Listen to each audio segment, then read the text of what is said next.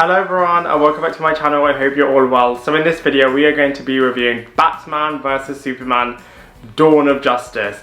Now this movie really should have been awesome. Clark Kent and Bruce Wayne together in a movie where they're rivals sounds excellent on paper. But unfortunately I just feel like DC just really tried to rush and replicate the Marvel formula, but just did it in an awful way, and as such created a really uninspiring, a really sloppy, and at points really boring movie.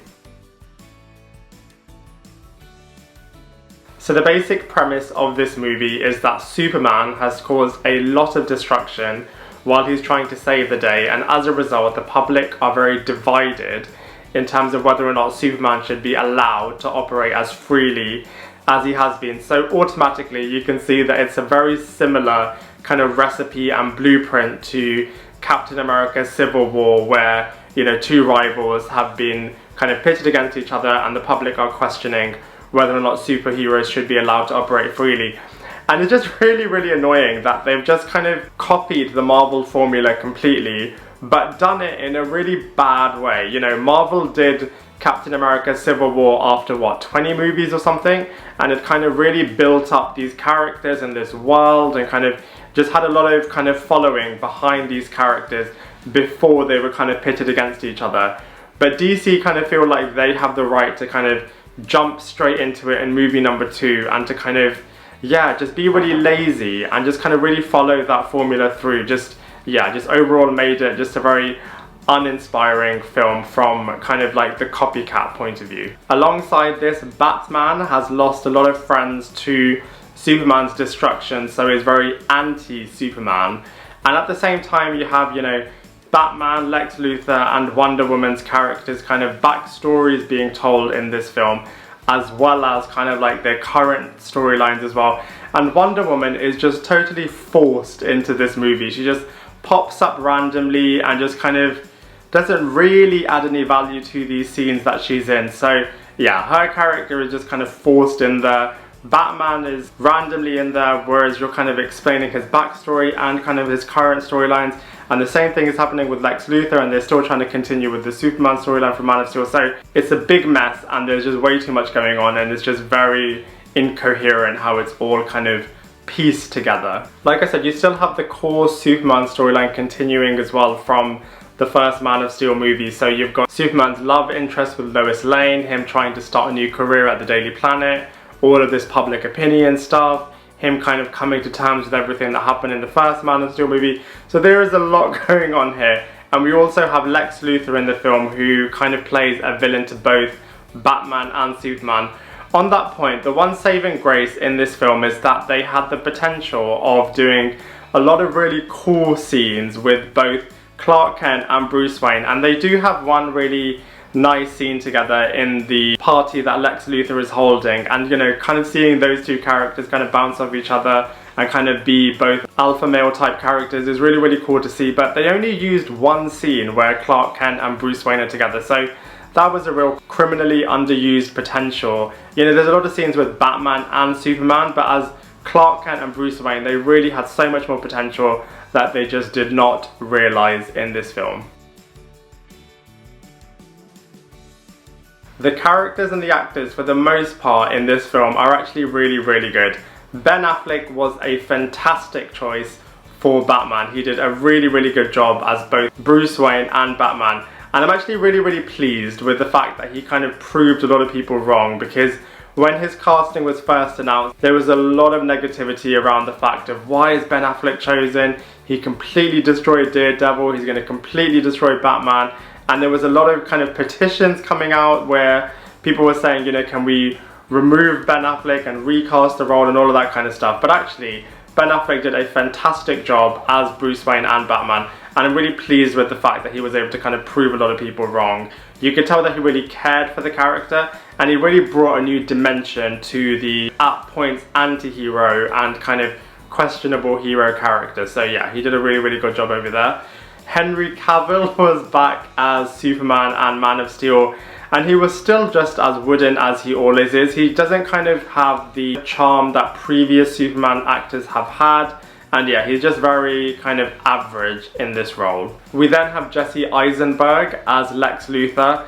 And actually, I thought his portrayal was actually really, really good. He was a lot more kind of down the Joker end than, you know, the classic suave and kind of evil Lex Luthor that we've seen, you know, in the 90s Clark Kent and Lois Lane TV show. So it's a very different kind of portrayal of his character.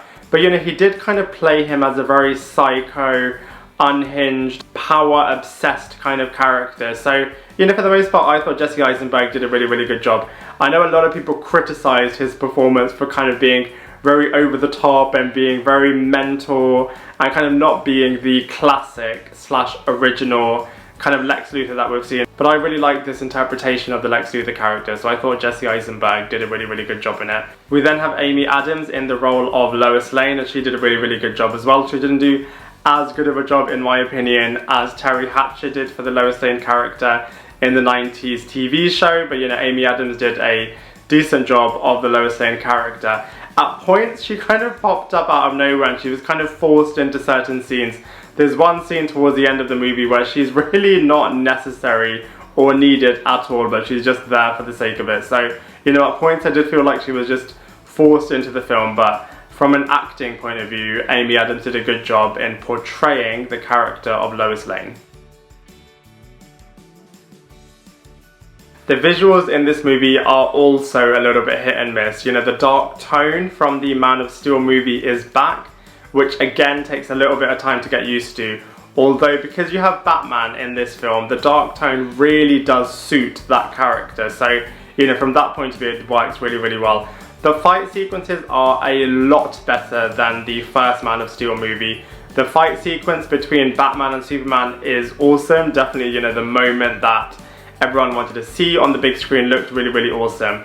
But contrastingly, there is a fight sequence with Doomsday, and that is just an absolute joke. He looks like a CGI joke. Literally, he's not threatening at all. It's painful to watch. It just looks absolutely awful. It's kind of in there because they kind of wanted to have scenes with Batman, Superman and Wonder Woman.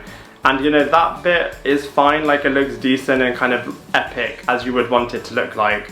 But the fight sequence itself is just absolutely horrendous. Clearly they just forced it in again. But yeah, it's just really, really bad from a visuals point of view. So in terms of the visuals, there's some good things and some really, really bad things as well. So in terms of comparisons, this movie is definitely a lot better than Man of Steel is, but it is no way near as good as Civil War was. You know, Civil War had a massive lead up to that monumental moment, whereas in this movie there was no lead up, no build up, and they were just trying to cram loads of stuff in here in terms of kind of building up certain characters, building up their backstories, building up kind of certain relationships, building up certain rivalries, kind of continuing certain aspects from the first movie. It was just way too much going on and it just was not coherent. It just didn't flow very well. Things were very forced together. And yeah, you just would have wanted certain moments to be rewarded for the fans, such as kind of having these two Titan characters fighting each other and kind of like the human side of their characters to kind of have a bit of rivalry as well. So it was just very undeserved and just kind of didn't really work that well at all.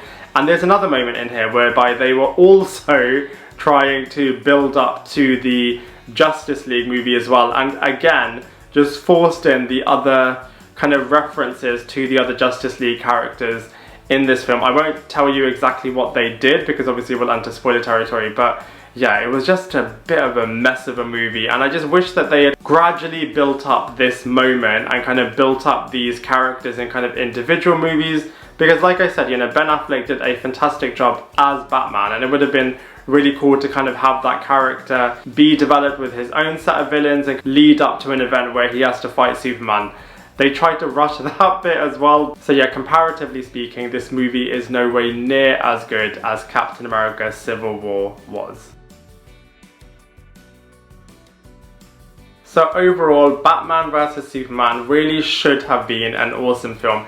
You know, these are two massive characters with massive following, massive villains, massive characters, massive powers and equipment and all this sort of stuff. Epic characters, and you know, the fact that they were going to have a rivalry on screen, in the movie theatres, just sounded awesome, and it really should have been awesome. And there were some awesome moments in this movie for sure, and some of the characters were really, really good. Some of the visuals were really, really awesome. Some of the fight sequences were really, really good. Some of the powers were really awesome. So, you know, it did have kind of moments in there that were really, really good, but just the lead up to this film just was not there. The movie was just trying to do way too much and just did some things half decent, and the rest of it just did not do them well at all. So yeah, overall it was just a really sloppy and underwhelming movie, and yeah, I just hope that DC kind of learn lessons from this film and learn lessons with how they should have done things, which is to kind of follow the Marvel blueprint. Not to follow it exactly, obviously do it in your own way, but just don't rush it and just get something out the door just to make money. So yeah, I just feel a bit disappointed by the Batman vs Superman Dawn of Justice film, and because of those reasons I'm going to give it a 4 out of 10. I'd love to hear what you think, so please let me know in the comment section below. Otherwise I look forward to seeing you in my next video.